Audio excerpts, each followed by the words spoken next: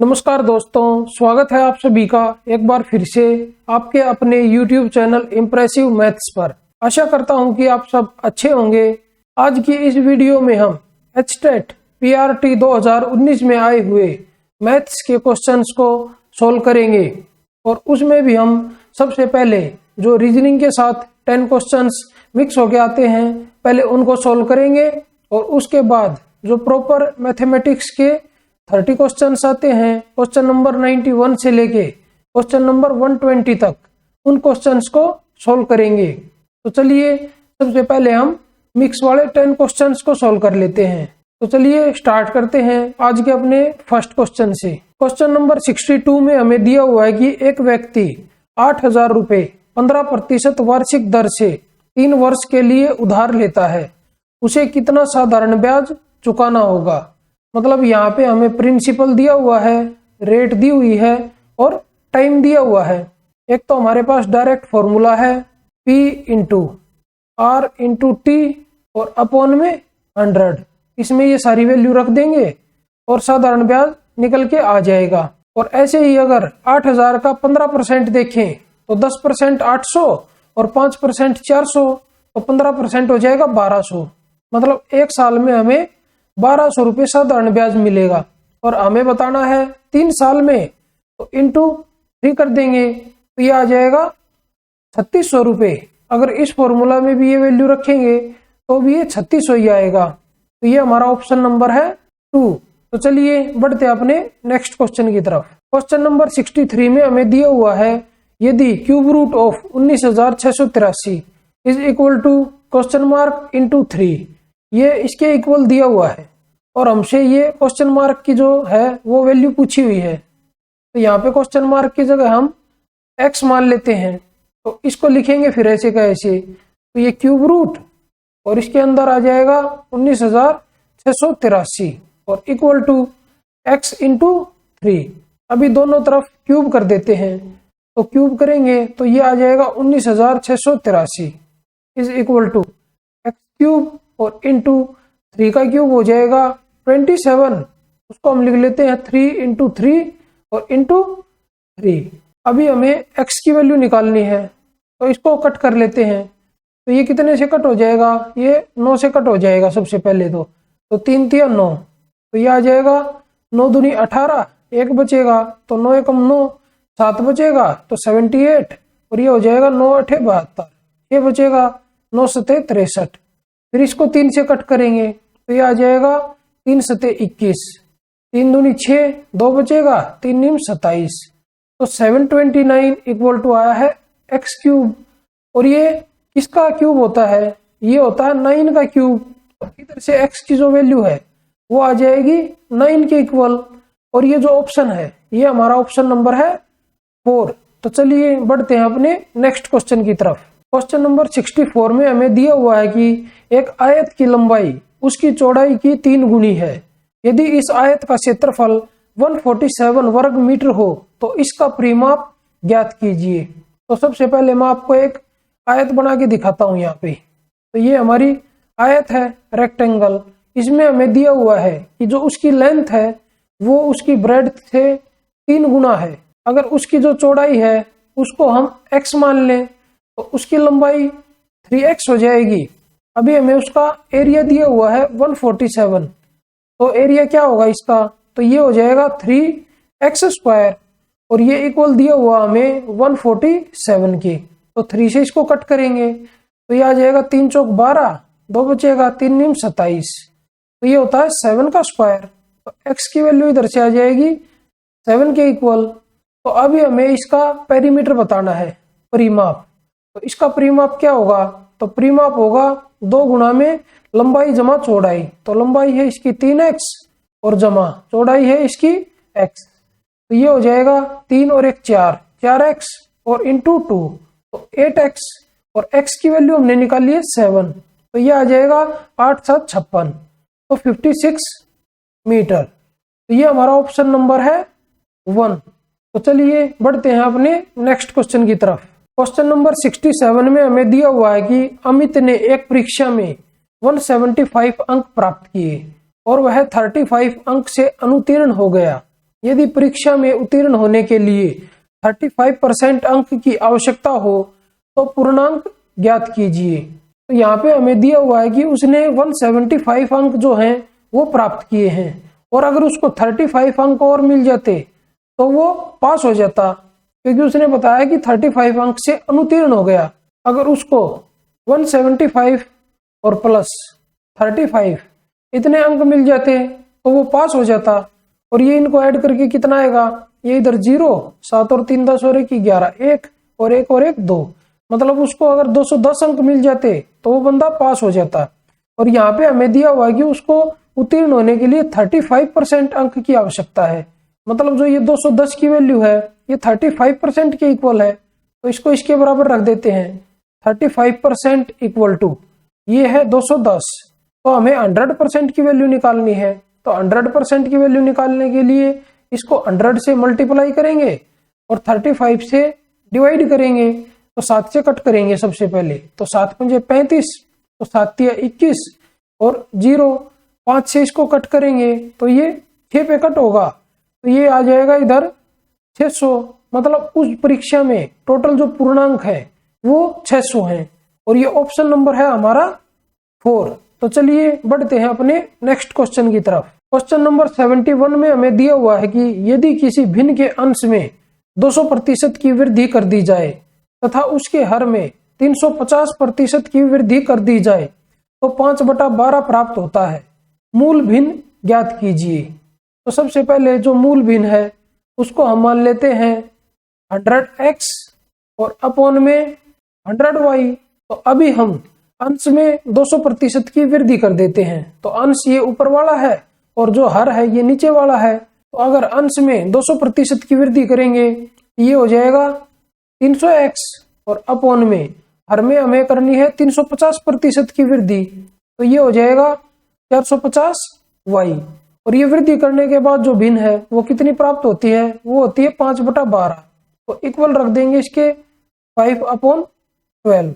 तो अभी इसको कट कर लेते हैं, तो 0 से 0 कट होगी, 15 से इसको कट करेंगे तो 15 दूनी 30 और 15 तिया 45।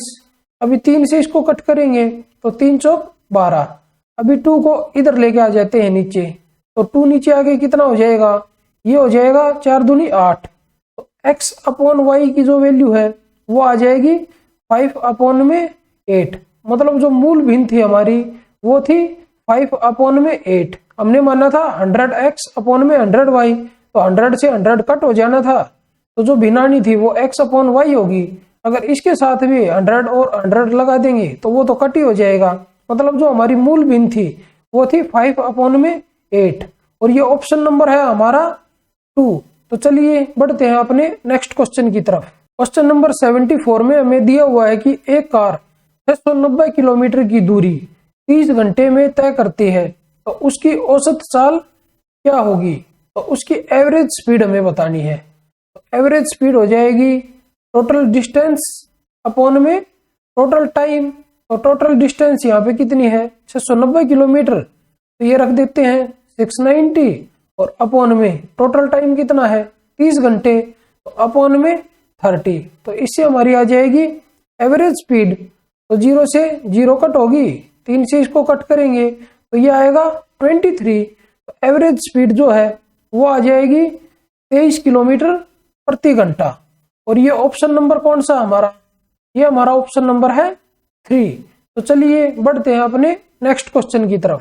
क्वेश्चन नंबर 75 में हमें दिया हुआ है कि 5 क्रमागत सम संख्याओं क्रमशः A, B, C, D तथा E का औसत 74 है। जब संख्या C तथा संख्या E का गुणनफल क्या होगा। तो हमें 5 संख्याएं दी हुई हैं, वो है A, B, C, D और E, और ये सारी की सारी सम संख्याएं हैं। और ये दिया हुआ है कि क्रमागत सम संख्याएं, मतलब जो ये सम संख्याएं हैं लगातार सम संख्याएं होंगी। जैसे 2 के बाद आएगा 4 के बाद 6 के बाद 8, मतलब ये संख्याएं ऐसे करके हैं। और उनका जो एवरेज है वो हमें दिया हुआ है 74। और एवरेज कौन सी संख्या होती है, बिल्कुल जो बीच वाली संख्या होगी वो उनका एवरेज होगा। तो इसमें अगर बीच वाली संख्या देखें तो 2 इधर से छोड़ देंगे और 2 इधर से, तो बीच में संख्या कौन सी बची, सी बची। तो जो ये सी संख्या है यही 74 होगी और ये क्रमागत संख्याएं हैं।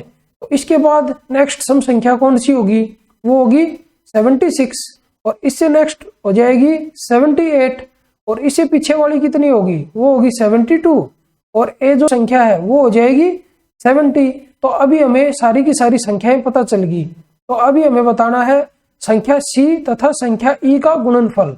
तो संख्या सी कौन सी है, ये है 74 और संख्या ई जो है वो है 78। अब इन दोनों का गुणनफल हमें बताना है। अभी अगर हम इन दोनों की मल्टीप्लाई करें तो मल्टीप्लाई करके कितना आ जाएगा 74 और इनटू में 78। अगर हम इन दोनों की मल्टीप्लाई करेंगे तो अगर यूनिट डिजिट देखें तो 8 चौक 32, तो लास्ट में यूनिट डिजिट 2 आएगी। और अगर हम अपने ऑप्शन देखें तो एक ही ऑप्शन में हमारी यूनिट डिजिट 2 है, ये इधर देखो।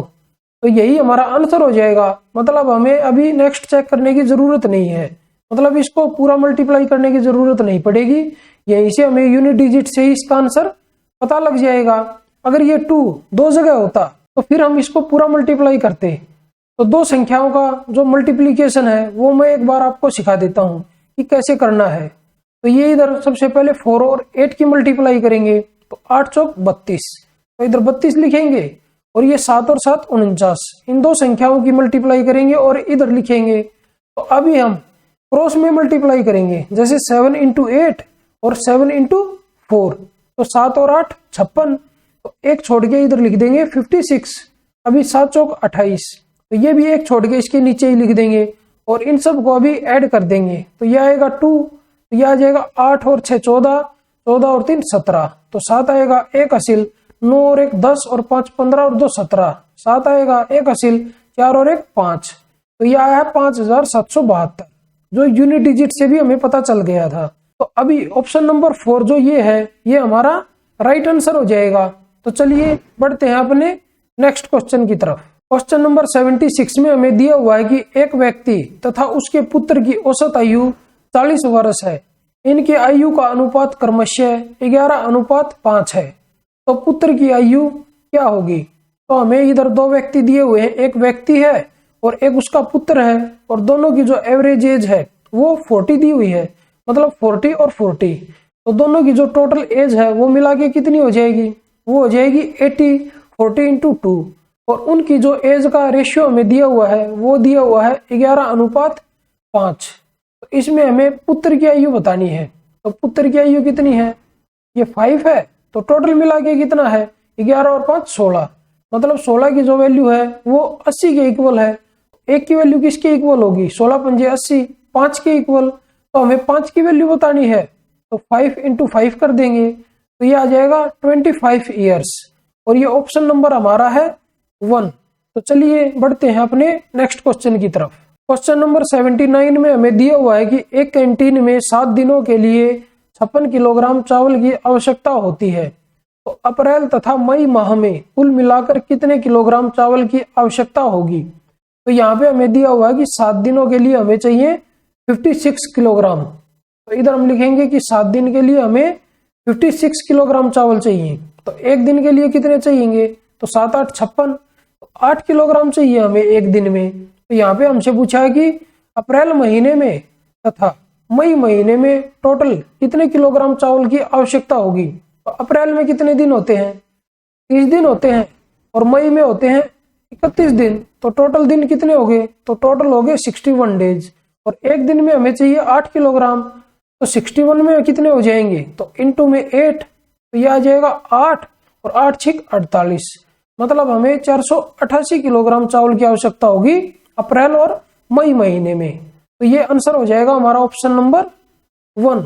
तो चलिए मिक्स वाले क्वेश्चंस को यहीं पे समाप्त करते हैं और अभी 30 क्वेश्चंस को सोल्व करना स्टार्ट करते हैं। और जो हमारे हैं क्वेश्चन नंबर 91 से लेके क्वेश्चन नंबर 120 तक। तो चलिए बढ़ते हैं अपने क्वेश्चन नंबर 91 की तरफ। क्वेश्चन नंबर 91 में हमें दिया हुआ है कि किसी आयत के एक विकर्ण तथा क्षेत्रफल की माप क्रमशः 25 सेंटीमीटर तथा 168 सेंटीमीटर स्क्वायर हो तो आयत की लंबाई कितनी होगी। तो सबसे पहले इधर हम एक आयत ड्रॉ कर लेते हैं।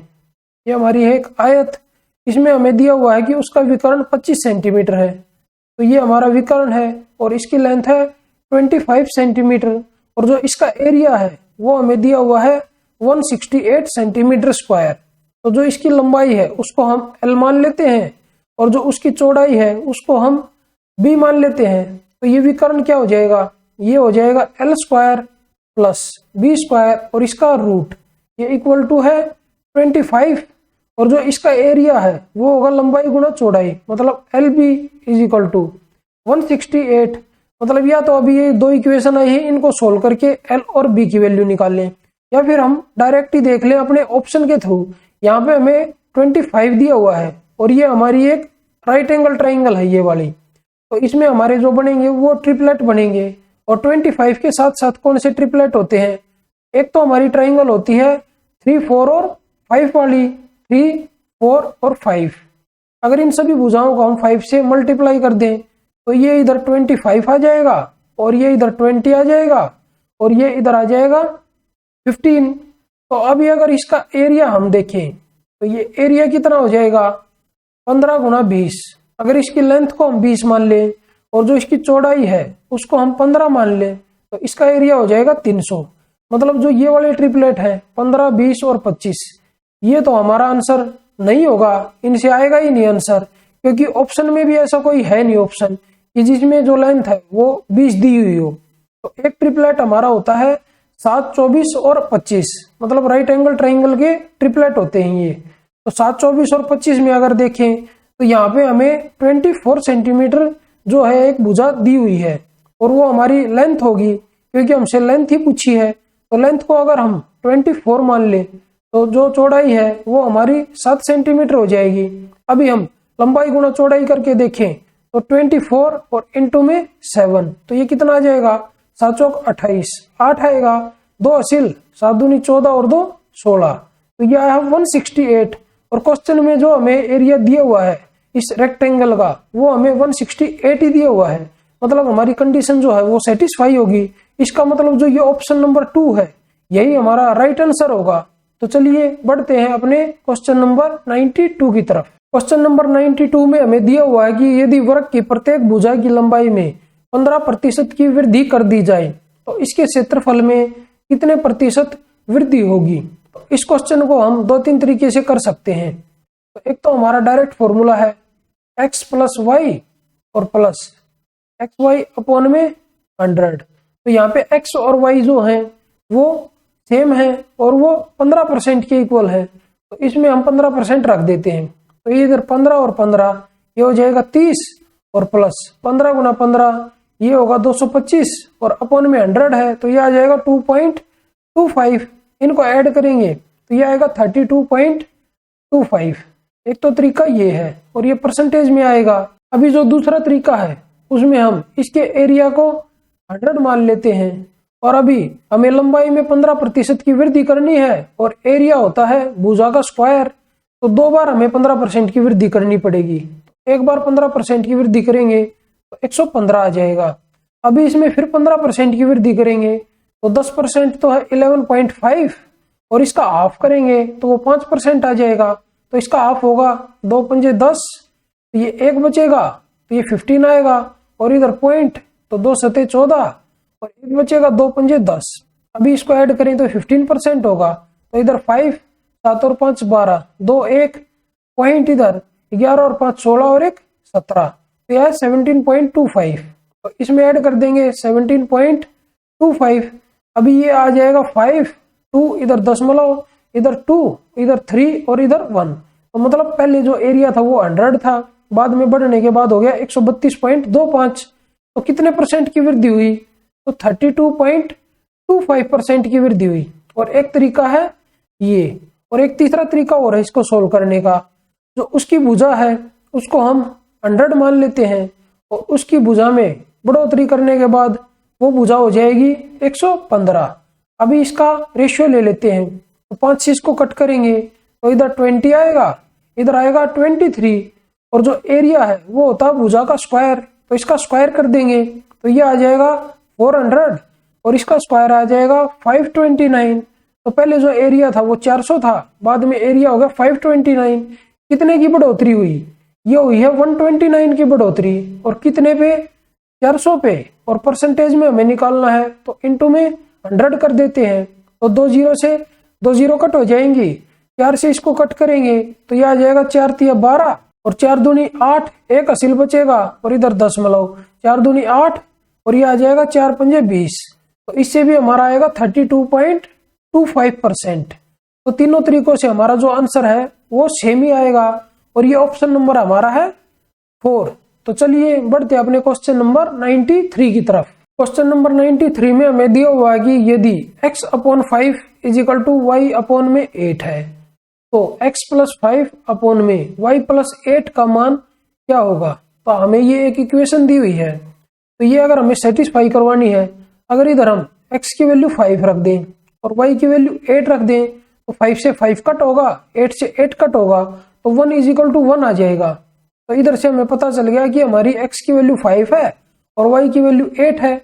इस इक्वेशन में रख देते हैं अभी, तो ये इधर 5 रखेंगे, इधर 8 रखेंगे, तो 5 + 5 ये 10 होगा और 8 + 8 ये 16 होगा। अभी 2 से ये कट हो जाएगा, तो ये आएगा 2 पंजे 10 और 2 8 16, तो हमारा आंसर आ जाएगा 5/8 और ये ऑप्शन नंबर हमारा है 3। तो चलिए बढ़ते हैं अपने क्वेश्चन नंबर 94 की तरफ। क्वेश्चन नंबर 94 में हमसे पूछा है कि 1/√2 का मान क्या है। तो इसमें हम इसका रेशनलाइज करेंगे, मतलब हर का प्रीमेकरण। तो 1/√2, तो हर में क्या है, √2 है, इसको √2 से ऊपर मल्टीप्लाई करेंगे और √2 से नीचे मल्टीप्लाई करेंगे, तो ये क्या आ जाएगा, ऊपर आएगा √2 और अपॉन में नीचे आ जाएगा √2 × √2, तो ये 2 आएगा, तो ये हमारा आंसर आ जाएगा और ये ऑप्शन नंबर हमारा है 3। तो चलिए बढ़ते हैं अपने क्वेश्चन नंबर 95 की तरफ। क्वेश्चन नंबर 95 में हमें दिया हुआ है कि शांति ने रोमा और टीना के बीच 1:3 के अनुपात में 40 डाक टिकट बांटे। टीना को कितने डाक टिकट मिले। तो यहाँ पे हमें रोमा और टीना को जो डाक टिकट मिले हैं उनका रेशियो दिया हुआ है, तो इनको अगर ऐड करें तो 1 + 3 कितना होगा, 4, और 4 की वैल्यू कितनी है, 40 है, क्योंकि टोटल जो डाक टिकट है वो 40 है। तो 1 की वैल्यू निकालेंगे इधर से, तो 1 की वैल्यू आ जाएगी 10 के इक्वल। तो अभी हमें बताना है कि टीना को कितने मिले। तो यहाँ पे रेशियो में अगर देखें तो टीना को इधर 3 मिले हैं, तो हम 3 की वैल्यू निकालेंगे, तो 1 की वैल्यू 10 है, तो 3 की वैल्यू हो जाएगी 30 और ये ऑप्शन नंबर हमारा है 2। तो चलिए बढ़ते अपने क्वेश्चन नंबर 96 की तरफ। क्वेश्चन नंबर 96 में हमें इसको सॉल्व करके इसकी वैल्यू बतानी है। तो यहाँ पे सबसे पहले जो ये रूट के अंदर रूट है इसको सॉल्व करेंगे, तो इसको हम सेम लिख लेते हैं ऐसे का ऐसे, तो 0.01 और प्लस, तो इसको अभी हम लिखेंगे 64 और अपॉन में 1 और उसके बाद 4 0 और इसका रूट। तो अभी अंदर वाले रूट को सॉल्व करेंगे, तो ये 8 का स्क्वायर होता है, तो ये 8 आ जाएगा और अपॉन में ये होता है 100 का स्क्वायर, तो ये इधर से ये प्लस आएगा और ये आएगा 0.01 और इसका रूट। अभी इसको सॉल्व करेंगे तो ये आ जाएगा रूट और ये आ जाएगा 1/100 और प्लस 8/100, एलसीएम 100 है, तो अभी इसको अगर ऐड करें तो ये आ जाएगा 9/100 और इसका रूट, और ये होता है 3 का स्क्वायर, तो 3 और अपॉन में ये होता है 10 का स्क्वायर, अपॉन में 10। अभी इसको सॉल्व करें तो ये आ जाएगा 0.3 और ये ऑप्शन नंबर हमारा है 2। तो चलिए बढ़ते अपने क्वेश्चन नंबर 97 की तरफ। क्वेश्चन नंबर 97 में हमें दिया हुआ कि 1,60,000 रुपए का 2 वर्ष में 10% वार्षिक दर से 6 माही दे चक्रवृद्धि ब्याज कितना होगा। तो यहाँ पे हमें 6 माही दिया हुआ है, तो सबसे पहले हम 6 माही के हिसाब से टाइम को कन्वर्ट करेंगे और रेट को कन्वर्ट करेंगे। तो यहाँ पे अगर हमारा 6 माही दिया हुआ है और यहाँ पे है 2 वर्ष, तो टाइम डबल हो जाता है, तो हमारा जो टाइम है वो हो जाएगा 4 वर्ष और 6 माही है, तो रेट अगर 10% है तो रेट आधी हो जाएगी, तो रेट इधर हो जाएगी 5%। बस मेन काम हमारा यही था जो हमें करना था। और अभी हमें प्रिंसिपल पता है ये 1,60,000 रुपए, तो इसका एक तो डायरेक्ट फॉर्मूला होता है कि जो अमाउंट होगा वो होगा प्रिंसिपल और इनटू में 1 प्लस रेट अपॉन में 100 और इसकी पावर टाइम। अगर इसमें ये सारी वैल्यू रखेंगे और इसको सोल्व करेंगे तो हमारा आ जाएगा अमाउंट, मिश्र धन। फिर हम उसमें से प्रिंसिपल को माइनस करेंगे तो हमारा जो ये है 4 साल का चक्रवृद्धि ब्याज आ जाएगा निकल के। एक तरीका तो ये है, मतलब मेरे को लग रहा है ये थोड़ा सा लेंथी हो जाएगा, तो अभी हम इसको शॉर्ट तरीके से करेंगे। तो सबसे पहले शॉर्ट करने के लिए हम इस 1,60,000 का 5% निकालेंगे, तो वो हमारी ए की वैल्यू आ जाएगी। और ए हमारा इधर अमाउंट नहीं होगा, ए हमारा होगा 1,60,000 का p%। तो इधर मैं अगर लिखूं तो ए इक्वल टू ये हो जाएगा p का r%, और फिर हम निकालेंगे b, तो ये b हो जाएगा a का r%। फिर हम निकालेंगे c, तो c हमारा हो जाएगा b का r%। फिर हम निकालेंगे d, तो d हमारा हो जाएगा c का r%। और हमने d तक इसलिए लिया क्योंकि हमारे 4 साल थे, अगर 3 साल होते तो c तक लेते, अगर 2 साल होते तो b तक लेते, और अगर 1 ही साल होता तो a तक ही लेते। तो अभी इधर सबसे पहले हम a की वैल्यू निकाल लेते हैं। तो p का r% कितना होगा, p है 1,60,000 और r है 5%, तो इसका 5% हो जाएगा, 2 जीरो हटा देंगे तो 1600 गुणा 5, तो ये हो जाएगा 8,000। तो अभी हम b की वैल्यू निकाल लेते हैं। तो b की वैल्यू निकालने के लिए हमें 8,000 का 5% निकालना पड़ेगा, तो ये आ जाएगा 400। और अभी हम c निकालेंगे, तो c हो जाएगा 400 का 5%, तो ये 20 आ जाएगा। और अभी d निकालेंगे तो d हो जाएगा c का 5%, तो ये 1 आ जाएगा। और अभी अगर हम 4 साल का निकाल रहे हैं तो हमारा टोटल जो चक्रवृद्धि ब्याज आएगा वो आएगा 4a plus 6b plus 4c और प्लस d, मतलब ये हमारा टोटल 4 साल का चक्रवृद्धि ब्याज आ जाएगा। तो हमें इधर 4a चाहिए तो इनटू में 4 कर देते हैं, हमें 6b चाहिए तो इनटू में 6, अभी हमें 4c चाहिए इनटू में 4, और d खाली अकेला ही चाहिए तो इनटू में 1, तो ये आ जाएगा 1, और ये इधर आ जाएगा 80, और ये इधर आ जाएगा 2400, और ये इधर से आ जाएगा 32,000। अगर इन सबको हम ऐड करें तो 32,000 और ये 2400, तो ये हो जाएगा 34,400 और 81, तो ये टोटल ऐड होके आ जाएगा 34,481। और ये ऑप्शन नंबर जो है वो है हमारा 2। तो चलिए बढ़ते हैं हमने क्वेश्चन नंबर 98 की तरफ।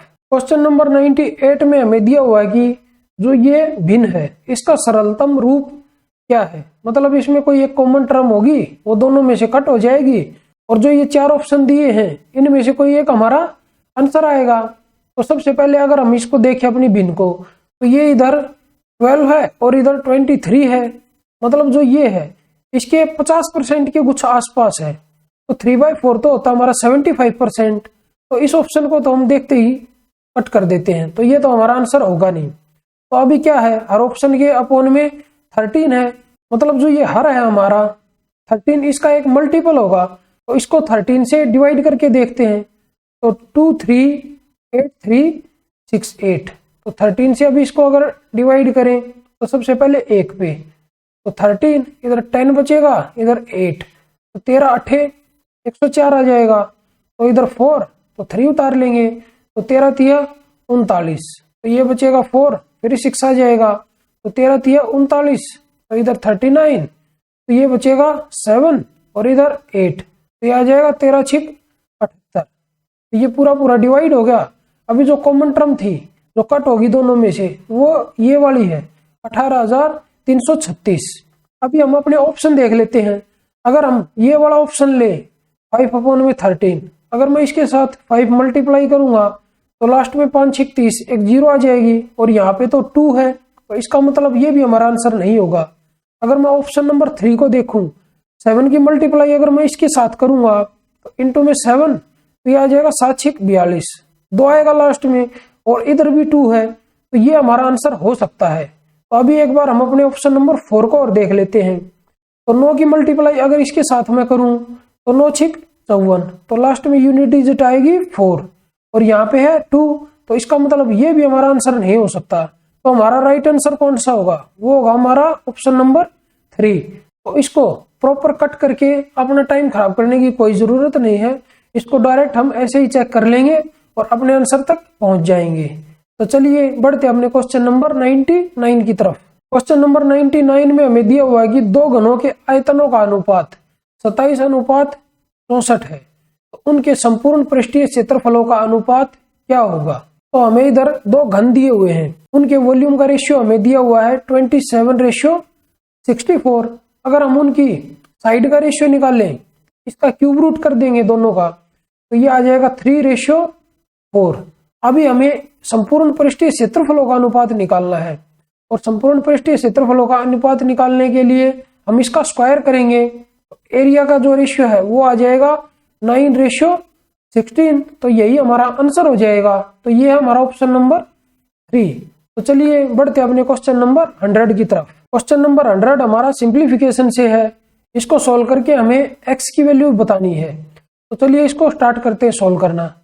इसको हम लिख सकते हैं 2 + 1/2, और प्लस इसको हम लिख सकते हैं 3 + 1/4, और प्लस में x, और प्लस में इसको हम लिख सकते हैं 2 + 1/3, और ये इक्वल हो जाएगा, इसको अभी हम लिख लेंगे 13, और प्लस में 5/12। तो अभी इधर क्या है, ये 2 है, और इधर 3 है, और इधर 2 है, तो इनको ऐड करेंगे, 3 2 5 और 2 7, और यहाँ पे है 13। तो ये 7 अगर इधर आएगा तो ये इसमें से माइनस होगा, और यहाँ पे 6 बचेगा, तो ये क्या बच जाएगा, तो 1/2 और प्लस 1/4 और प्लस x प्लस 1/3 और इक्वल टू 6 + 5/12। अभी हम इनको ऐड कर लेते हैं, तो ये ऐड करने के लिए यहाँ पे भी 4 बना लेते हैं, तो इसको हम लिख लेते हैं 2/4। तो ये हो जाएगा 3/4 और प्लस 1/3 और प्लस x इक्वल टू 6 + 5/12। अभी अगर इन दोनों को ऐड करें तो ये आ जाएगा 3 3 9 और 4 13, और अपॉन में 12 प्लस x इक्वल टू 6 + 5/12। तो इसको अगर सोल्व करें तो ये आएगा 1 सही 1/12। इसको भी हम लिख लेंगे 1 + 1/12, और प्लस में x इक्वल टू 6 + 5/12। अभी ये 1 भी इधर जाएगा तो ये माइनस हो जाएगा इसमें से, और ये 1/12 जो जाएगा ये 5/12 में से माइनस हो जाएगा। तो x की वैल्यू क्या आ जाएगी, ये आ जाएगी 5 और प्लस 5/12 और माइनस 1/12, तो ये आ जाएगा 4/12। तो ये 4 से कट होगा 3 पे, तो x की जो वैल्यू है इधर से आई है 5 + 1/3। अगर इन दोनों को ऐड करेंगे तो x की वैल्यू इधर से आ जाएगी 5 सही 1/3, और यही हमारा आंसर होगा, और ये ऑप्शन नंबर है हमारा 1। तो चलिए बढ़ते हैं अपने क्वेश्चन नंबर 101 की तरफ। क्वेश्चन नंबर 101 में हमें दिया हुआ है कि 11 के गुणज ज्ञात कीजिए। यदि 3 क्रमागत संख्याओं 11 गुणज संख्या का योग 363 है, तो अगर हम अपने ऑप्शन से ही इसको देखें तो जिन 3 संख्याओं का योग 363 होगा वही हमारा आंसर होगा। ये तो हमारा आंसर होगा नहीं, क्योंकि इनका जोड़ तो 66 बनेगा। अगर बाकी ऑप्शन में से देखें तो 3 2 5 और 1 6, तो लास्ट में 6 आएगा, यहाँ पे 3 है, तो ये भी हमारा आंसर नहीं होगा। अगर ऑप्शन नंबर 4 को ऐड करें तो 4 3 7 और 2 9, तो लास्ट में 9 आएगा, इधर 3 है, तो ये भी हमारा आंसर नहीं होगा। तो हमारा आंसर कौन सा हो जाएगा, हमारा आंसर हो जाएगा ऑप्शन नंबर 1। एक तरीका तो ये था, लेकिन अगर 2 ऑप्शन ऐसे आ गए जिनका जोड़ 363 आ जाएगा, तो फिर हम 11 का गुणज देखेंगे। 11 का गुणज देखने के लिए हम 3 संख्याएं मान लेते हैं। हमें दिया हुआ है 3 क्रमागत संख्याएं, और वो 11 के मल्टीपल में है। तो संख्याएं अगर क्रमागत होंगी तो वो किस फॉर्म में होंगी, वो होंगी x + 1 और x + 2। अभी 11 के मल्टीपल में है तो 11 मल्टीप्लाई कर देते हैं सभी के साथ, तो इसके साथ भी 11 मल्टीप्लाई और इसके साथ भी 11 मल्टीप्लाई, तो ये संख्या हो जाएगी 11x, ये हो जाएगी 11x + 11, और ये संख्या हो जाएगी 11x + 22। अभी अगर इन तीनों को हम ऐड कर दें तो ये हमारी आनी चाहिए 363 के इक्वल।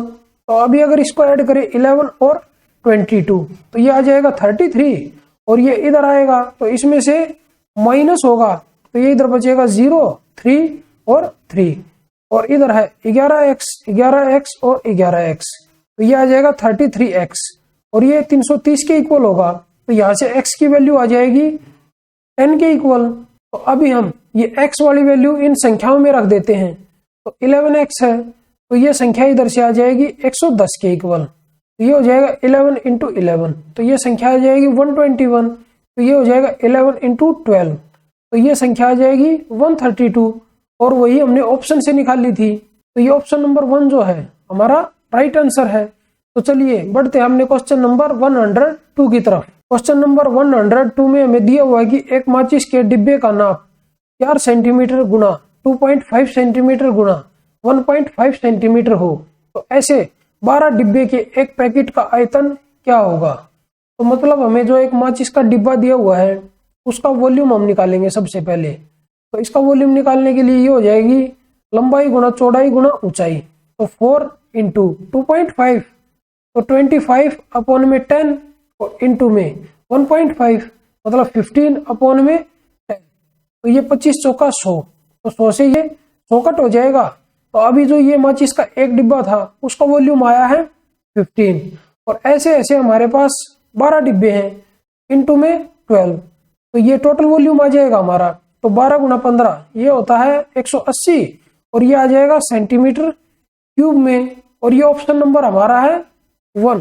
तो चलिए बढ़ते अपने क्वेश्चन नंबर 103 की तरफ। क्वेश्चन नंबर 103 में हमें दिया हुआ है कि दो संपूरक कोणों का अनुपात 2:3 है, तो कोणों का माप होगा। तो हमें ये टर्म दी हुई है संपूरक। कोई भी दो कोण संपूरक कब होंगे, जब उनका जोड़ 180 डिग्री के इक्वल होगा। और अगर यहाँ पे पूरक दिया हुआ होता तो वो पूरक कब होते दो कोण, जब उन कोणों का योग 90 डिग्री होता। तो यहाँ पे हमें संपूरक दिया हुआ है तो दो कोणों का योग 180 डिग्री के इक्वल होगा, मतलब 2 + 3 5 की जो वैल्यू है वो 180 डिग्री के इक्वल है। तो 1 की वैल्यू निकालेंगे तो ये आ जाएगा 5 × 15 5 × 30, तो ये आएगा 36 डिग्री। तो अभी हमें 2:3 में एंगल दिए हुए हैं, तो एंगल की जो माप है वो निकाल लेते हैं। तो सबसे पहले 2 की वैल्यू निकालेंगे तो 36 दूनी 72, तो एक एंगल 72 डिग्री आएगा। और 3 की वैल्यू निकालेंगे तो 36 × 108 डिग्री। तो हमारे जो दो एंगल है वो आ जाएंगे 72 डिग्री और 108 डिग्री और ये ऑप्शन नंबर हमारा है 3। तो चलिए बढ़ते अपने क्वेश्चन नंबर 104 की तरफ। क्वेश्चन नंबर 104 में हमें दिया हुआ है कि एक समबाहुभुज के आंतरिक कोणों का योग 1440 डिग्री है, भुजाओं की संख्या कितनी है। इसका हमारा एक डायरेक्ट फॉर्मूला होता है n-2 into 180 degree equal to ये सभी आंतरिक कोणों का योग आ जाएगा और आंतरिक कोणों का योग है 1440 डिग्री के इक्वल। तो अभी इसको सोल्व करें तो 0 से 0 कट होगी और 18 × 8 144, n-2 की वैल्यू आ जाएगी 8। तो n की वैल्यू इधर से आ जाएगी 10 क्योंकि 2 इधर जाएगा और इसमें ऐड होगा और n हमारा यहाँ पे है भुजाओं की संख्या और यही हमें निकालनी थी। तो यहाँ से n की वैल्यू आई है 10। एक तरीका तो इसको सोल्व करने का ये है और एक तरीका है कि उसके आंतरिक कोणों का योग हमें दिया हुआ है 1440 डिग्री और जो बाह्य कोण है उनका जोड़ होता है 360 डिग्री। तो 360 डिग्री इसमें ऐड कर देते हैं तो ये ऐड हो गया आएगा 0, इधर 0, 4 3 7 और 1 8 और ये आ गया 1। तो ये टोटल आया 1800 डिग्री। और जो एक कोण होता है आंतरिक प्लस बाह्य, जैसे अभी हम कोई भी बहुभुज ले लेते हैं, जैसे हम वर्ग मान लेते हैं और जो ये वाला कोण है ये आंतरिक कोण और प्लस में बाह्य कोण, तो इन दोनों का जोड़ क्या होगा, इन दोनों का जोड़ होगा 180 डिग्री। और हमें जो समबाहुभुज दिया हुआ था उसके हमने आंतरिक कोण और प्लस बाह्य कोण सभी का जोड़ निकाल लिया 1800 डिग्री। और एक जो एंगल होता है आंतरिक प्लस बाह्य मिला के उसका जोड़ होता है 180 डिग्री। तो इसको हम 180 डिग्री से डिवाइड कर देते हैं तो ये सोल्व करके ये भी 10 ही आएगा और ये ऑप्शन नंबर हमारा है 2। तो चलिए बढ़ते अपने क्वेश्चन नंबर 105 की तरफ। क्वेश्चन नंबर 105 में हमें दिया हुआ है कि राम एक पुस्तक का 1/5वां भाग पढ़ता है, यदि फिर भी 60 पृष्ठ पढ़ने को शेष है तो पुस्तक में कुल कितने पृष्ठ हैं। तो पुस्तक में जो पृष्ठ है उसको हम x मान लेते हैं और उसने पढ़ कितने लिए, x/5 उसने पढ़ लिए। तो बिना पढ़े कितने बच गए, तो x - x/5 और क्वेश्चन में हमें दिए हुए 60, तो इक्वल टू 60 के रख देते हैं। तो इसको अगर सोल्व करें तो ये आ जाएगा 4x अपॉन में 5 इक्वल टू 60। अब इधर से सोल्व करके x की वैल्यू निकालेंगे तो 4 से इसको कट करेंगे तो ये 15 आएगा और ये 5 इधर जाके इसके साथ मल्टीप्लाई होगा तो x की वैल्यू इधर से आ जाएगी 15 पंजे 75। उस पुस्तक में टोटल 75 जो है वो पेजेज हैं और ये है हमारा ऑप्शन नंबर 1। तो चलिए बढ़ते हैं अपने क्वेश्चन नंबर 106 की तरफ। क्वेश्चन नंबर 106 में हमें दिया हुआ है कि यदि ए की आय बी की आय से 20% कम हो तो बी की आय ए की आय से कितने प्रतिशत अधिक है। तो मतलब ये हमें डायरेक्ट ही पता होता है कि अगर 20% कम है तो उसमें हमें 25% की वृद्धि करनी पड़ेगी। तो मतलब जो बी की आय है ए की आय से 25% अधिक होगी। अगर इसको प्रॉपर तरीके से सोल्व करना चाहें लिख के तो कैसे करेंगे, तो इधर ए लिख देंगे इधर बी लिख देंगे। ए की आय बी की आय से 20% कम है तो बी की आय को 100 मान लेते हैं तो ए की आय 80 हो जाएगी। अभी हमें बताना है कि जो बी की आय है ए की आय से कितनी अधिक है, तो इधर ये 20 अधिक है कितने से 80 से और परसेंटेज में बताना है इनटू में 100। 20 से इसको कट करेंगे तो 4 पे कट होगा, 4 से इसको कट करेंगे तो ये आ जाएगा 25 और ये परसेंटेज में आएगा और ये आंसर हमारा है ऑप्शन नंबर 2। तो चलिए बढ़ते अपने क्वेश्चन नंबर 107 की तरफ। क्वेश्चन नंबर 107 में हमें दिया हुआ है कि एक त्रिभुजाकार प्लाट की भुजाओं का अनुपात 3:5:7 है और इसका परिमाप 300 मीटर है तो इसका क्षेत्रफल होगा। तो इस क्वेश्चन में हमें भुजाओं का अनुपात दिया हुआ है और उसका टोटल परिमाप दिया हुआ है। तो सबसे पहले तो इसमें हम ये जो भुजाएं हैं तीनों ये निकालेंगे। तो परिमाप है 300, अगर इसको मैं ऐड करूं 3 + 5 + 7 तो ये आ जाएगा 15। तो 15 की वैल्यू क्वेश्चन में हमें दी हुई है 300 के इक्वल, तो 1 की वैल्यू इधर से हो जाएगी 20 के इक्वल। तो हमारी भुजा आ जाएंगी 20 × 60, 20 × 100, 20 × 140। तो अब ये 3 भुजाएं हमें मिल गई और अगर हमें किसी त्रिभुज की 3 भुजाएं पता हो और उसका एरिया हमें निकालना हो तो एरिया कैसे निकलेगा, वो हमारा निकलेगा हीरोन्स फॉर्मूला से। और हीरोन्स फॉर्मूला क्या होता है, वो होता है S × S - A × S - B × S - C और इस पूरे का रूट, इससे हमारा निकलेगा एरिया। और इसमें S क्या है, S हमारा है सेमी पेरीमीटर और पेरीमीटर हमें दिया हुआ है 300 मीटर। तो सेमी पेरीमीटर कितना हो जाएगा, वो हमारा हो जाएगा 150। और जो ये A, B और C जो ये भुजाएं हैं ये क्या होंगी, तो ये 60 है, इसको हम A मान लेते हैं, 100 को B मान लेते हैं और 140 को C मान लेते हैं। अभी हमें S भी पता चल गया, A, B और C भी पता चल गई। अभी इस फॉर्मूला में रख देते हैं। S की वैल्यू अगर रखें एरिया निकालने के लिए तो A = हमारा हो जाएगा, S की वैल्यू रखेंगे हम 150 और इनटू में S - A है 60, S है 150 तो इनका डिफरेंस होगा 90 और इनटू में S - B है 100 तो 150 - 100 तो ये 50 आ जाएगा और इनटू में S - C 150 - 140 और ये आएगा 10 और इस पूरे का रूट। तो अभी हम ऐसा करते हैं, यहाँ पे हमें कितनी जीरो दिख रही हैं, 1 2 3 और 4, तो 4 जीरो हैं। तो रूट से अगर बाहर निकालेंगे तो इसमें से 2 जीरो बाहर निकल जाएंगी। तो अंदर अभी क्या बचेगा, अंदर अभी बचेगा 15 और इनटू, तो 9 के हम टुकड़े कर लेते हैं तो 3 × 3 और हमारा क्या बच गया, एक हमारा बच गया 5। तो अभी अंदर क्या है जो पेयर में है, तो एक तो ये 15 यहाँ पे है और 3 × 5 एक 15 ये यहाँ पे है। तो इधर से जो एरिया है वो आ जाएगा 100 और इनटू में 15 बार निकाल लेंगे और अंदर क्या बचेगा, अंदर बचेगा 3 तो रूट के अंदर 3 आ जाएगा। तो इसको सोल्व करके ये आएगा 1500 √3 और ये आ जाएगा मीटर स्क्वायर में और यही हमारा आंसर होगा और ये ऑप्शन नंबर हमारा है 3। तो चलिए बढ़ते हैं अपने क्वेश्चन नंबर 108 की तरफ। क्वेश्चन नंबर 108 में हमें दिया हुआ है कि बिंदु P ऑफ x1, y1 और Q ऑफ x2, y2 के बीच की दूरी किसके बराबर है। तो इसमें हमारा डिस्टेंस फॉर्मूला आ जाएगा। अगर हमें डायरेक्ट अपना डिस्टेंस फॉर्मूला याद है तो हमें डायरेक्ट आंसर पता चल जाएगा। अगर वैसे पता ना चले तो वो तरीका भी मैं आपको बताऊंगा। तो इसमें हम क्या करते हैं, तो डिस्टेंस फॉर्मूला हमारा होता है y2 माइनस y1 इस पूरे का होल स्क्वायर और प्लस x2 माइनस x1 इस पूरे का होल स्क्वायर और इसका रूट। तो ये हमारा डिस्टेंस फॉर्मूला है। तो ये दो बिंदुओं के बीच की दूरी आ जाएगी। तो ये अगर हम अपना ऑप्शन देखें तो ये इधर हमारा x2 माइनस x1 का whole square plus y2 minus y1 का होल स्क्वायर, तो यही हमारा आंसर हो जाएगा। अगर इसको प्रॉपर तरीके से देखना हो कि ये कैसे आया है, तो ये हमारा जो क्वेश्चन है ये हमारा कोऑर्डिनेट ज्योमेट्री का क्वेश्चन है। तो इसमें हम सबसे पहले एक्सिस बना लेते हैं, दो हमारे जो होते हैं, एक एक्स एक्सिस और एक वाई एक्सिस।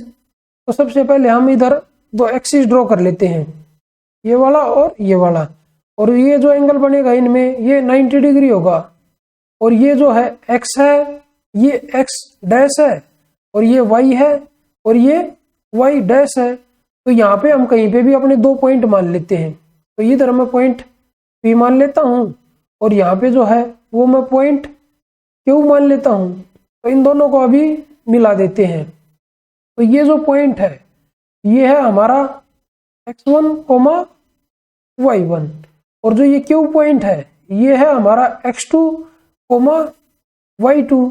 मतलब जो इस एक्सिस पे हमारी दूरी होगी, अगर इसको हम इधर नीचे मिला दें और इसको हम नीचे मिला दें और इसको हम यहाँ से ऐसे करके मिला दें, तो यहाँ से यहाँ तक की जो डिस्टेंस होगी वो है हमारी x1। और अगर यहाँ से लेके यहाँ तक ये जो डिस्टेंस है ये देखें, ये डिस्टेंस है हमारी x2। और अगर y एक्सिस पे डिस्टेंस देखें तो यहाँ तक जो डिस्टेंस हमारी ये वाली इतनी डिस्टेंस ये है हमारी y1।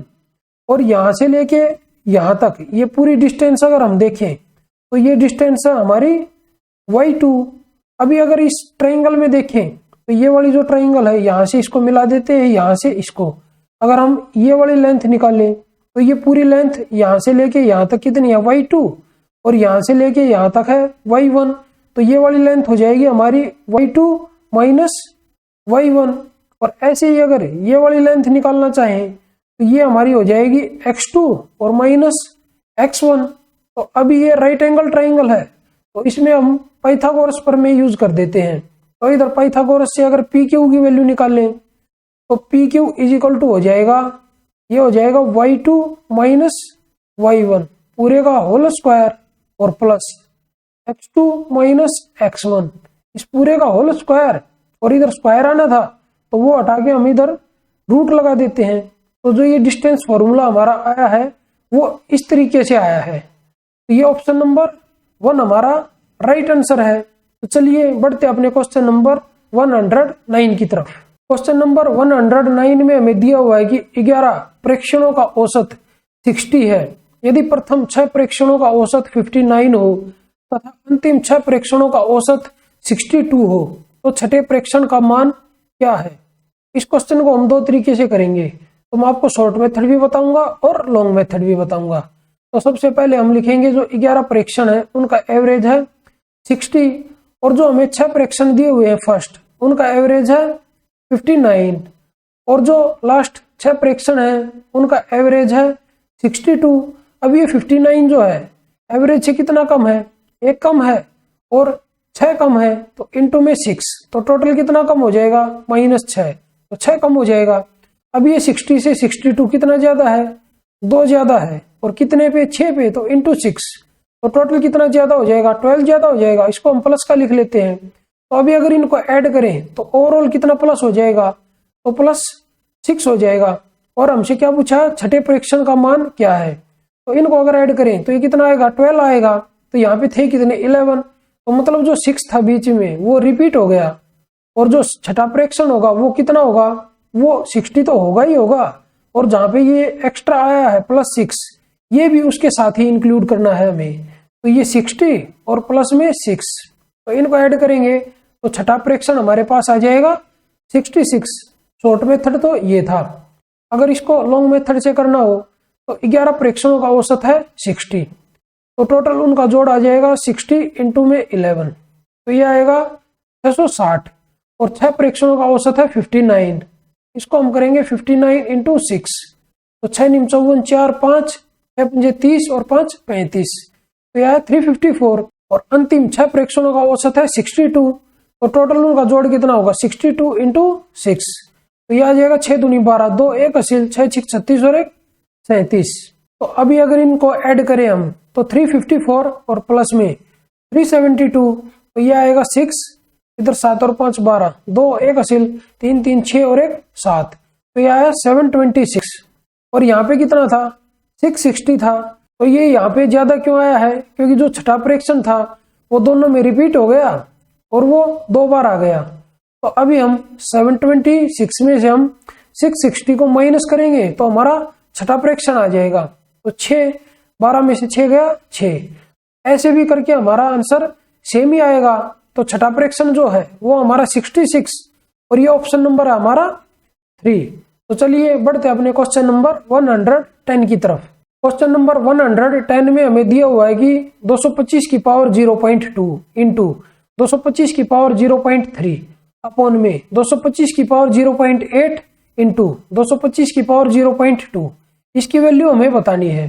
तो यहाँ पे अब एक एक करके हम इसको सोल्व करेंगे। तो सबसे पहले अंश को सोल्व करेंगे जो हमारा न्यूमरेटर दिया हुआ है, उसके बाद डिनोमिनेटर को सोल्व करेंगे। तो ऊपर अगर देखें तो ये जो आधार है और ये सेम है और ये मल्टीप्लाई में है, तो जो ये पावर है ये ऐड हो जाएंगी, तो ये कितना आएगा ऐड होके, तो ये हमारा आ जाएगा 225 की पावर 0.5, तो ये लिख लेते हैं। और ऐसे ही हम नीचे वाली इसको ऐड करेंगे पावर को, तो ये आ जाएगा 225 की पावर 1। अभी अगर हम नीचे वाले को ऊपर लेके जाएंगे तो भी माइनस होगा, अगर ऊपर से नीचे लेके आएंगे तो भी माइनस होगा। अगर ऊपर वाले को हम नीचे लेके आते हैं तो नीचे वाले में से ऊपर वाला माइनस करेंगे, तो ये क्या आ जाएगा, ये आ जाएगा 1 अपॉन में 225 की पावर 1 माइनस 0.5, 1 माइनस 0.5 होगा 0.5, तो 1 अपॉन में 225 की पावर ये आ जाएगी 0.5। इसको अगर भिन्न में लिखें तो ये आ जाएगा 1 अपॉन में 225 की पावर 1/2, और ये क्या होता है 1/2, ये रूट होता है, तो ये इक्वल टू आ जाएगा 1 अपॉन में 225 का रूट। अभी इसको अगर सोल्व करें तो ये 15 का स्क्वायर होता है 225, तो ये आ जाएगा 1 अपॉन में 15, तो ये हमारा आंसर होगा और ये ऑप्शन नंबर हमारा है 3। तो चलिए बढ़ते हैं अपने क्वेश्चन नंबर 111 की तरफ।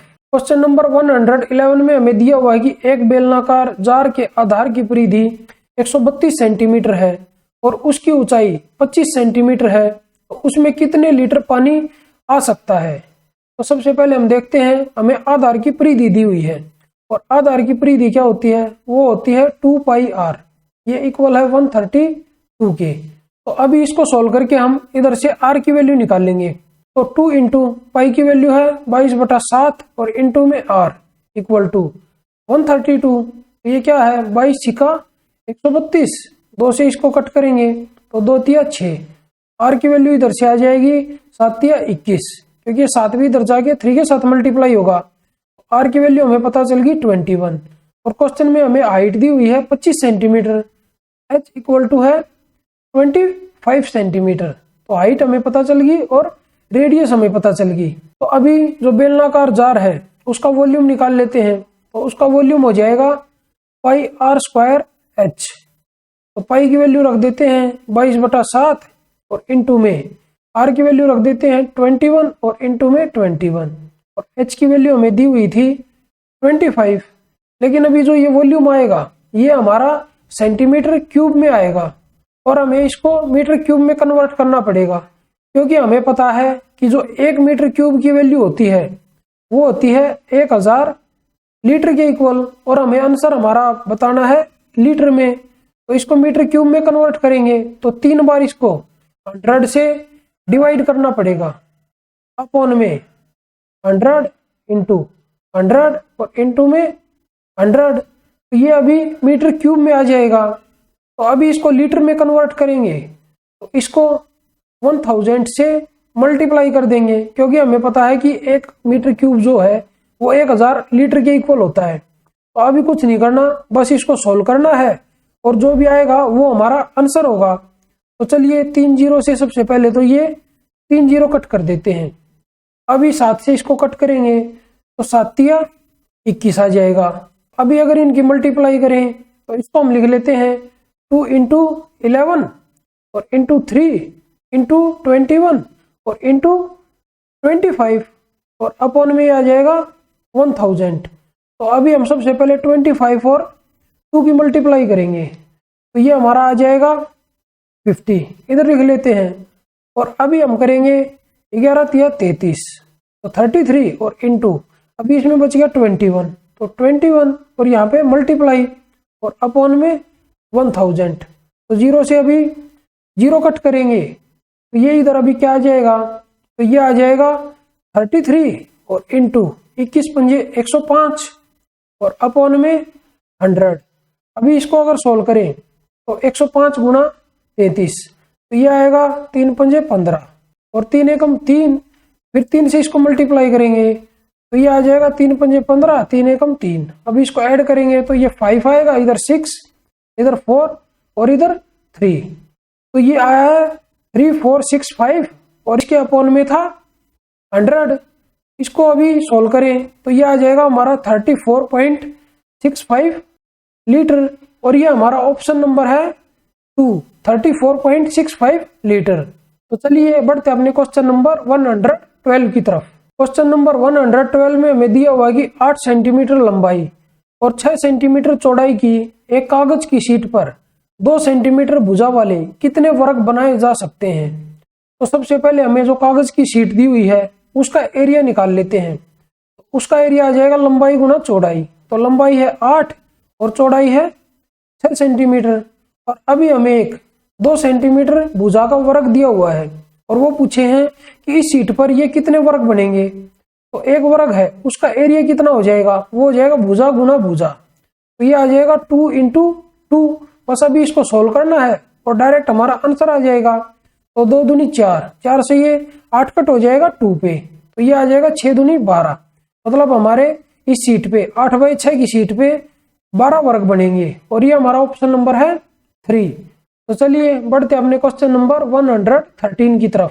क्वेश्चन नंबर 113 में हमें दिया हुआ है 2 संख्याएं 3:4 के अनुपात में है तथा इनका एलसीएम 84 है। इनमें से बड़ी संख्या कौन सी होगी।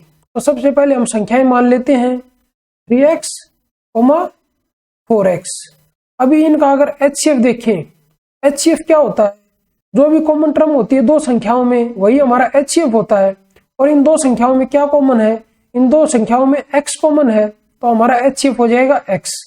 और LCM हमें दिया हुआ है 84 तो इधर लिख लेते हैं LCM इज इक्वल टू 84। अभी हमें एक रिलेशन पता है, पहली संख्या गुणा में दूसरी संख्या इज इक्वल टू HCF और इनटू में LCM। तो अभी ये 4 चीजें हमें पता है, इस रिलेशन में रख देते हैं तो ये आ जाएगा 3x into 4x equal to HCF है x और इनटू में LCM है 84। तो एक x से x कट हो जाएगा और 4 तिया 12, 12 से 84 कट हो जाएगा 7 पे। तो x की वैल्यू इधर से निकल के आ जाएगी 7। तो अभी हमें बताना क्या है, तो इनमें से बड़ी संख्या कौन सी है, तो बड़ी ये 4x होगी तो x की वैल्यू है 7 तो ये संख्या क्या आ जाएगी 7 चौक 28। तो बड़ी संख्या होगी 28 और ये हमारा ऑप्शन नंबर है 3। तो चलिए बढ़ते अपने क्वेश्चन नंबर 114 की तरफ। क्वेश्चन नंबर 114 में हमें दिया हुआ कि एक द्विघात समीकरण के मूल 2/3 और -1/2 है तो द्विघात समीकरण होगा। तो ऑप्शन में से हमें द्विघात समीकरण बताना है कि ये मूल जो है कौन से द्विघात समीकरण के मूल है। तो इस क्वेश्चन में हम ऐसा करते हैं, जो ये मूल हमें दिए हुए हैं उठा के डायरेक्ट इन ऑप्शन में रख देते हैं। जिस भी ऑप्शन में कंडीशन सेटिस्फाई हो जाएगी वही हमारा आंसर होगा। अगर हम अपना ऑप्शन नंबर 1 देखें तो इसमें अगर मैं 2/3 रखूंगा तो ये सारे के सारे प्लस में हैं तो 0 कभी भी नहीं आएगी। मतलब जो हमारा आंसर आएगा इधर लेफ्ट हैंड साइड में 0 से ज्यादा ही आएगा। मतलब जो ये ऑप्शन नंबर 1 है ये हमारा आंसर कभी भी नहीं हो सकता। अगर ऐसे ही हम अपना ऑप्शन नंबर 2 देखें तो इसमें अगर मैं 2/3 रखूंगा x की जगह तो ये हमारा हो जाएगा 6 इंटू 2/3 का स्क्वायर तो 4/9 और माइनस 2/3 और -2 इक्वल टू 0 आना चाहिए। अभी ये 3 से इसको कट करेंगे, 3 दूनी 6 और 3 तिया 9 तो यह 4 दूनी 8/3 और minus 2/3 minus 2 is equal to 0। तो 8 माइनस 2 6/3 और माइनस 2 इज इक्वल टू 0। तो 3 दूनी 6, तो 2 माइनस 2 0 आएगी, तो 0 इक्वल टू 0। मतलब इस वाली इक्वेशन पे हमारी कंडीशन सेटिस्फाई होगी, तो यही हमारा आंसर हो जाएगा। अभी नेक्स्ट हमें चेक करने की जरूरत ही नहीं पड़ेगी।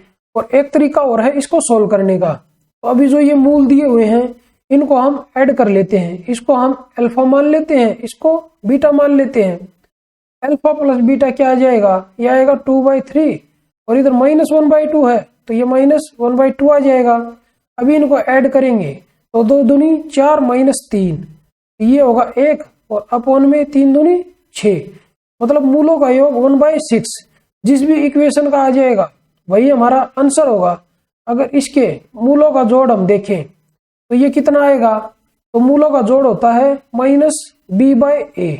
ये b है इसके साथ, तो यहाँ पे 1 है, ये a है और ये c है, इसके साथ b लिख देते हैं, तो -b/a।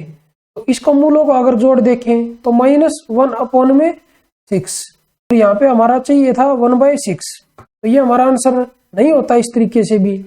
अगर सेकंड वाले में हम चेक करें तो 6 हमारा a है, यहाँ पे जो 1 है वो b है और ये -2 है जो ये c है, तो ये भी -b/a इधर देखेंगे तो -b, तो यहाँ पे एक माइनस पहले ही है, तो यहाँ पे 1 है, तो माइनस माइनस प्लस हो जाएगा 1 और अपॉन में एक ही जगह हम रखेंगे 6, तो ये 1/6 आएगा।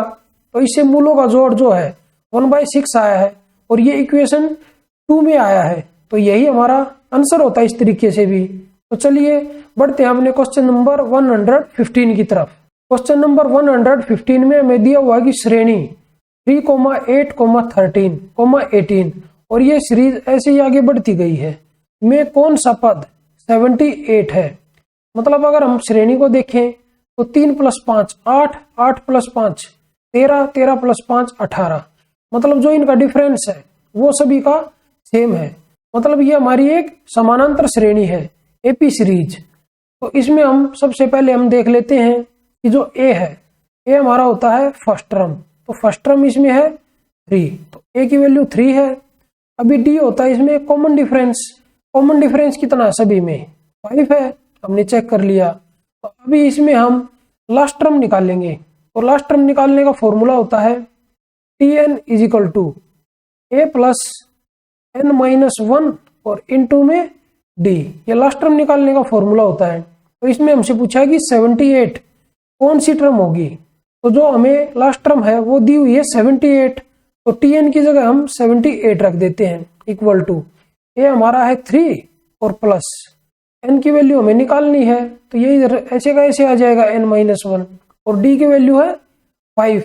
अभी इसको सोल्व करेंगे तो 3 को इस तरफ लेके जाएंगे तो ये माइनस होगा, तो 78 - 3 75 इक्वल n-1 और इनटू में 5 से कट होगा ये 15 आएगा इधर, तो ये आ जाएगा 15 इक्वल टू n-1। तो यहां से अगर n की वैल्यू निकालें तो n इक्वल टू ये 1 इस तरफ जाके इसमें ऐड हो जाएगा, तो n इक्वल टू आ जाएगा 16। मतलब जो ये 78 है हमारी 16वीं टर्म है और ये ऑप्शन नंबर हमारा है 3। तो चलिए बढ़ते हैं अपने क्वेश्चन नंबर 116 की तरफ। क्वेश्चन नंबर 116 में हमें दिया हुआ है कि दो पूर्ण संख्याओं का अंतर 66 है और उनका अनुपात 5:2 है, तो वे दो संख्याएं हैं।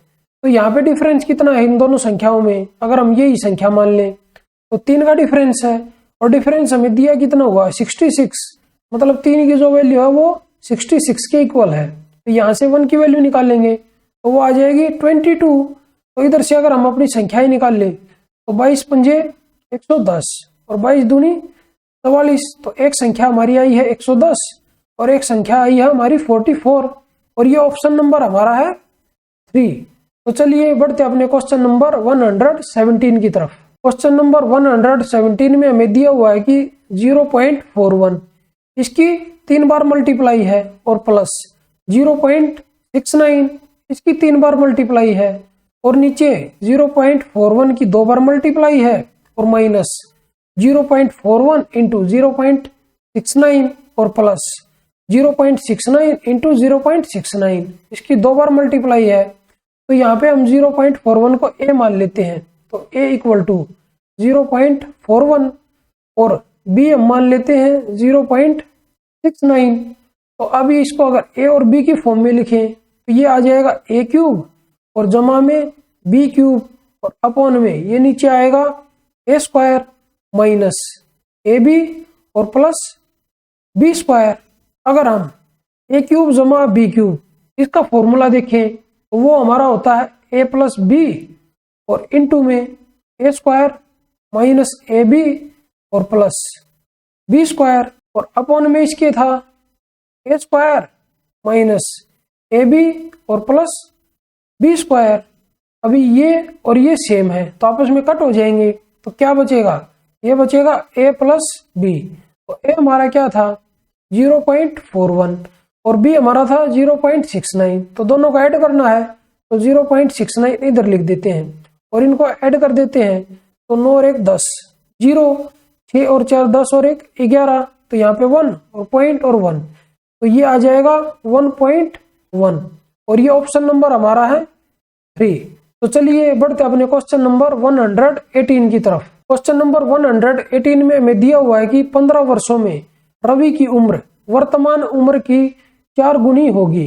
तो रवि की वर्तमान उम्र क्या है, तो रवि की वर्तमान उम्र को हम x मान लेते हैं। तो उसने बताया है कि 15 वर्षों में जो उसकी वर्तमान उम्र थी उसकी 4 गुनी हो जाएगी रवि की उम्र, तो इधर 4x लिख लेते हैं और जो ये उम्र आई है x से 4x ये 15 साल में आई है, तो इन दोनों का डिफरेंस कितना है 3x है और x माइनस x और इसकी वैल्यू है 15 के इक्वल। यहां से अगर x की वैल्यू निकालें तो x की वैल्यू इधर से आ जाएगी 5 के इक्वल और x क्या है, जो रवि की वर्तमान उम्र है वो x है और वो कितनी आई है, वो आई है 5 साल और वही हमें निकालनी थी, तो ये ऑप्शन नंबर 2 है, ये हमारा आंसर हो जाएगा।